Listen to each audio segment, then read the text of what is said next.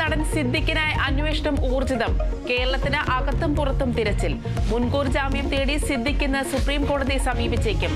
തടസ്സ ഹർജി നൽകാൻ അതിജീവിത. CPM സംസ്ഥാന സെക്രട്ടേറിയറ്റ് ഇന്ന് ചേരും. PV അൻവർ MLAയും P ശശിക്കെതിരായ ആരോപണം ചർച്ചയായിരിക്കും. തൃശൂർ പൂരം അലങ്കോലപ്പെടുത്തൽ റിപ്പോർട്ടിൽ സർക്കാരിന്റെ നിലപാട് ഉടൻ. നിർണായക മന്ത്രിസഭാ യോഗം ഇന്ന്. ADGP MR അജിത് കുമാറിനെതിരെ CPI മന്ത്രിമാർ നടപടി ആവശ്യപ്പെട്ടേക്കും. ജമ്മു കാശ്മീരിൽ രണ്ടാം ഘട്ട പോളിംഗ്. വോട്ടെടുപ്പ് 26 മണ്ഡലങ്ങളിൽ. ഒമർ അബ്ദുള്ളയും താരിഖാരെയും രവീന്ദ്ര റെയ്നയും ഉൾപ്പെടെയുള്ള പ്രമുഖർ ജനവിധി തേടും.